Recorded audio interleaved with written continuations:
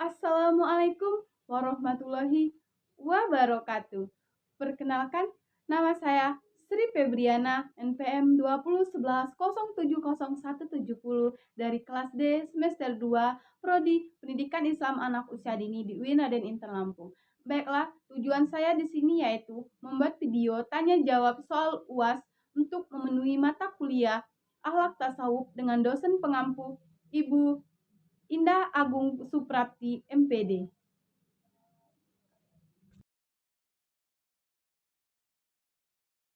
Dari zaman Rasulullah SAW, kolaborasi BIM sampai saat ini dan tokoh-tokohnya. Jawabannya, asal mula tasawuf sesungguhnya berawal dari keikutsertaan kaum orientalis dalam memahami sumber ajaran Islam.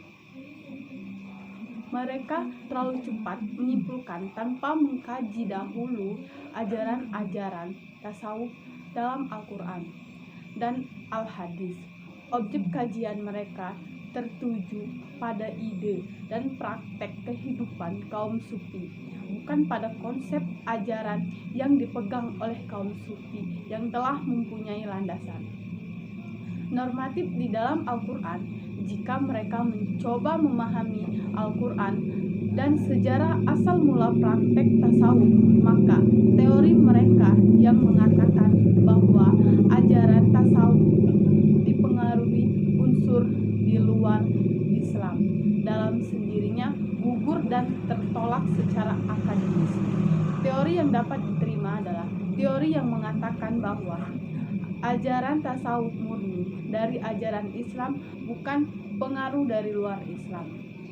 Pemikiran dan praktek tasawuf yang dihasilkan dari pemahaman terhadap Al-Quran dan Al-Hadis berbeda dengan pemikiran bebas yang tidak bersumber dari keduanya.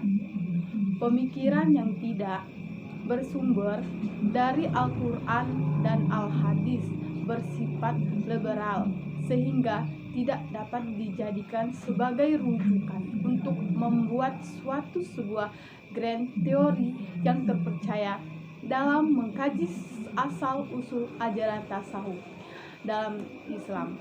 Tokoh-tokohnya yaitu Rabi'ah al-Adawiyah, Abu Nawas, Abu Yazid al-Bustami, Junaidi al-Baghdadi, Al-Hazi, Imam Al-Ghazali, Syekh Abdul Qadir Jailani, Mainuddin Has, Ibnu Arabi, Muhammad Al-Fatih Al-Muqaddam, Abdul Hasan As-Sadil, Jaluddin Rumi, Syekh Siti Jenar, Sunan Bonang, Ahmad Al-Tijani, Bawa Haiden. 2. Bagaimanakah cara kita membedakan muhasabah dan muqrobah? Berikan contoh dalam kehidupan sehari-hari. Jawabannya, muhasabah merupakan melakukan introspeksi diri tentang kesalahan-kesalahan yang telah diperbuat. Dengan bermuhasabah, ini akan membuat untuk selalu bertakwa kepada Allah Subhanahu wa Ta'ala, sehingga dirinya mampu mengetahui bentuk ketaatan dan kemaksiatan. Jika melakukan ketaatan akan diteruskan, dan apabila melakukan kemaksiatan maka dia akan berhenti dan meninggalkannya. Contohnya muhasabah dalam kehidupan sehari-hari yaitu berhati-hati dalam berkata, bertingkah laku terhadap orang lain, menerima nasihat dari orang lain, dan menjauhi perbuatan maksiat-maksiat. Muqrobah adalah sifat seseorang yang merasa selalu dilihat dan diawasi oleh Allah Subhanahu wa Ta'ala. Dengan adanya sifat ini, orang akan takut untuk melakukan keburukan karena akan selalu merasa diawasi dan dilihat oleh Allah Subhanahu wa Ta'ala. Contoh muqrobah dalam kehidupan sehari-hari adalah melakukan sholat, zikir, takafur, menghormati sesama muslim, tidak membeda-bedakan dalam berteman, dan selalu bersyukur atas nikmat yang diberikan oleh Allah Subhanahu wa Ta'ala. Yang ketiga, pertumbuhan dan perkembangan tasawuf di dunia Islam dapat dikelompokkan ke dalam 3 tahap. Tahap zuhud, tahap tasawuf filsafi, dan tahap rekat. Jelaskan arti dari ketiga tahap tersebut. Jawabannya, zuhud. Zuhud adalah menjauhi, menghindari, dan tidak menyukai. Sedangkan secara istilah, zuhud adalah pola hidup dalam menjaga diri dari ketergantungan duniawi sehingga hanya akan fokus pada akhirat. Tasawuf filsafi adalah pemaduan antara visi mistis dengan visi rasional atau perpaduan antara tasawuf dengan filsafat sehingga ajaran-ajarannya bercampur dengan unsur-unsur dari luar Islam seperti filsafat Yunani, Persia, India, dan agama Nasrani.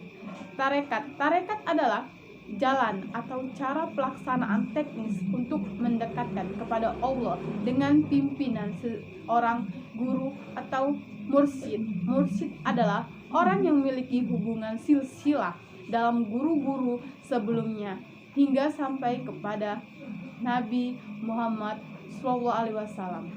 Pengertian silsilah di sini bukan berarti silsilah yang menunjukkan hubungan keturunan, tetapi menunjukkan kepada hubungan penurunan ilmu tarekat dari satu guru kepada guru tarekat yang lain. Orang yang dianggap berhak menjadi guru tarekat biasanya diberi surat ijazah atau kirokah dari guru sebelumnya. Sekian penjelasan dari saya. Apabila ada kata-kata yang salah, saya mohon maaf. Kepada Allah saya mohon ampun. Saya akhiri. Ihdinas siratal mustaqim. Wallahu muwaffiq ila aqwamit thoriq. Wassalamualaikum warahmatullahi wabarakatuh.